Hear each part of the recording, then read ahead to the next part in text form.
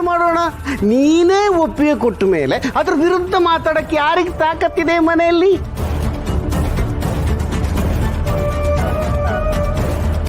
ಅದಕ್ಕೆ ಸಣ್ಣ ಸಾಕ್ಷಿಯಾಗಿ ಒಂದು ನಿಶ್ಚಿತಾರ್ಥ ಮಾಡೇ ಬಿಡೋಣ, ಏನಂತೀಯ? ಇರು.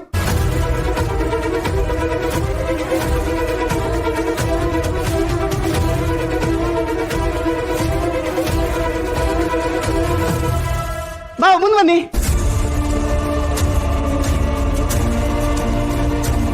ಬಾರೆ ಬನ್ನಿ. ಶ್ರೀಯುತ ಹರ್ಷವರ್ಧನ್ ಹಾಗೂ ಶ್ರೀಮತಿ ರಮಾದೇವಿಯವರ ಚಿರಂಜೀವಿ ರಾಜಕುಮಾರ ಅಭಿಮನ್ಯು ವರ್ಧನ್ ಅವರಿಗೆ ಸದಾನಂದ ಮತ್ತೆ ಸುನಂದವರ ಮಗಳಾದ ಈ ಅಂಕಿತಳನ್ನ ಮದುವೆ ಮಾಡಿಕೊಡುವುದಾಗಿ ಗುರು ಹಿರಿಯರು ನಿಶ್ಚಯಿಸಿರುತ್ತಾರೆ.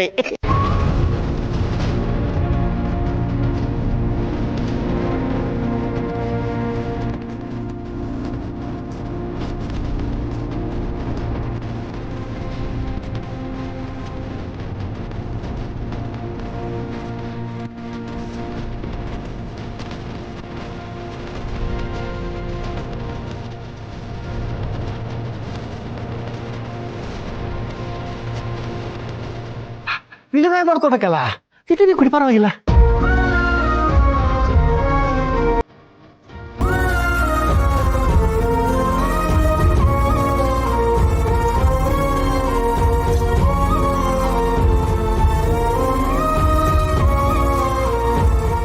ಅಲ್ಲಿಗೆ ಎಂಗೇಜ್ಮೆಂಟ್ ಆದಂಗೆ ಆಯ್ತಲ್ಲ.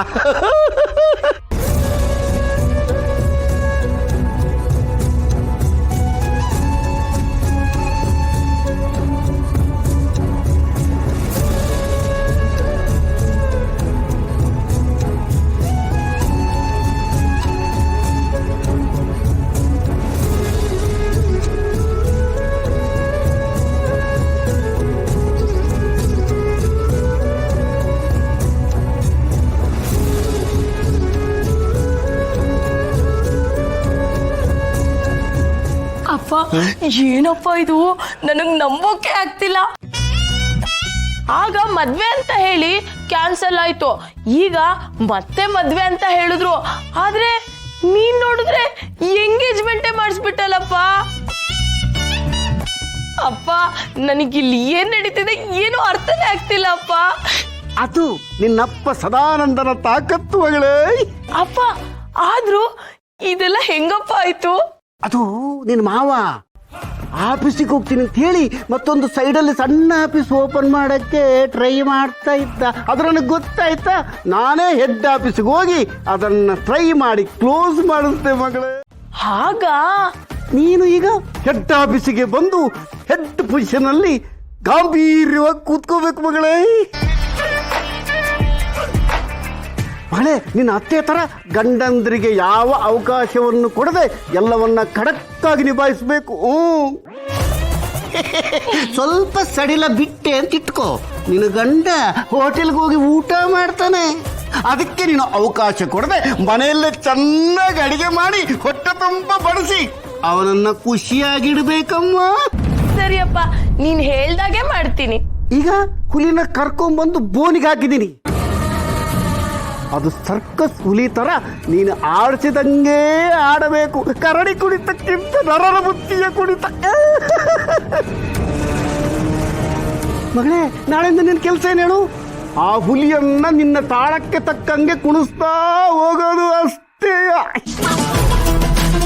ಹೋಗಮ್ಮ, ಬಾವನ ಬಗ್ಗೆ ಕನಸು ಕಾಣ್ತ ಮಲಗು. ಸರಿಯಪ್ಪ, ನೀನು ಹೋಗಿ.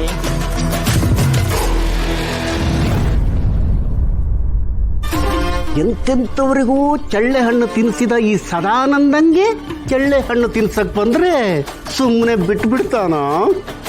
ನನ್ನ ಹತ್ರ ಬಂದ ಬಾಣವನ್ನ ತಿರುಗಿ ಅವರಿಗೆ ಹೆಂಗ್ ಬಿಡಬೇಕು ಅಂತ ಈ ಸದಾನಂದಂಗೆ ಚೆನ್ನಾಗಿ ಗೊತ್ತು. ಹೇ ಗೌತು, ಸುಮ್ಮನಿರೆ, ಸಮಾಧಾನ ಮಾಡ್ಕೊಳ್ಳೆ ಗೌತು. ಏನೂ ಆಗಲ್ಲ, ಟೆನ್ಷನ್ ತಗೋಬೇಡ. ಅಬ್ಬಿ, ಮದುವೆ ಅತ್ತೆ ಎರಡೇ ದಿವಸದಲ್ಲಿ. ಪ್ಲೀಸ್ ಸಮಾಧಾನ ಮಾಡ್ಕೊಳ್ಳೆ. ನೀನು ಇಷ್ಟೊಂದು ಮನ್ಸಿಗೆ ನೋವು ಮಾಡ್ಕೊಂಡ್ರೆ ಹೇಗೆ ಹೇಳು? ಪ್ಲೀಸ್ ಸಮಾಧಾನ ಮಾಡ್ಕೊ, ಅಳ್ಬೇಡ.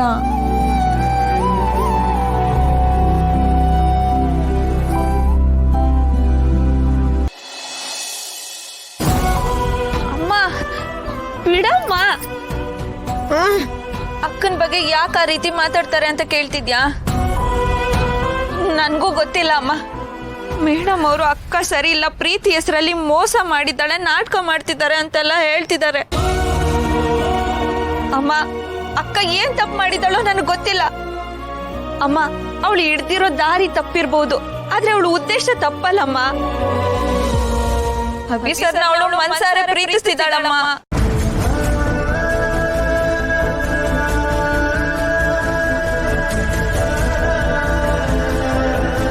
ಹೌದಮ್ಮ, ಅಕ್ಕ ಅಭಿ ಸರ್ನ ಪ್ರೀತಿ ಮಾಡ್ತಿರೋ ವಿಚಾರ ನನಗ್ ಮೊದ್ಲೇ ಗೊತ್ತಿತ್ತು. ಆದ್ರೆ ನಿನಗೆ ಈಗ್ಲೇ ಹೇಳೋದ್ ಬೇಡ ಅಂತ ಸುಮ್ನೆ ಇದ್ದೆ. ಅಷ್ಟ್ರಲ್ಲಿ ಹೀಗೆಲ್ಲ ಆಗೋಯ್ತು. ಯಾಕಮ್ಮ ಆಗ್ ನೋಡ್ತಿದ್ಯಾ? ನಾನು ಅಕ್ಕನ ಪರ ವಹಿಸ್ಕೊಂಡ್ ಮಾತಾಡ್ತಿಲ್ಲ, ಆದ್ರೆ ಅವಳ ಪ್ರೀತಿ ನಿಜ ಅಮ್ಮ. ಪಾಪ ಅಕ್ಕ ಈಗ ಎಷ್ಟ್ ನೋವಲ್ಲಿರ್ತಾಳೋ ಏನೋ. ನಾನ್ ಹೋಗಿ ಅವಳಿಗೆ ಸಮಾಧಾನ ಮಾಡಿ ಬರ್ತೀನಿ. ಇಂಥ ಸಮಯದಲ್ಲಿ ಅವಳಿಗೆ ಧೈರ್ಯ ಹೇಳೋದಕ್ಕೆ ಯಾರಾದ್ರೂ ಬೇಕಾಗುತ್ತಲ್ವಾ? ಅಮ್ಮ ಯಾಕಮ್ಮ, ಅವಳು ಎಷ್ಟೇ ಆದ್ರೂ ನನ್ನ ಅಕ್ಕ ಅಲ್ವಾ? ಅವಳು ನೋವಲ್ಲಿದ್ದಾಗ ನಾನು ಅವಳ ಜೊತೆ ಇರ್ಬೇಕಲ್ವಾ ಅಮ್ಮ? ನಾನು ಹೋಗಿದ್ ಬರ್ತೀನಮ್ಮ. ಯಾರಾದ್ರೂ ಕೇಳಿದ್ರೆ ನೀನ್ ಹೇಗೋ ಮ್ಯಾನೇಜ್ ಮಾಡು ಪ್ಲೀಸ್ ಅಮ್ಮ, ಪ್ಲೀಸ್. ನಾನು ಹೋಗ್ಲೇಬೇಕು.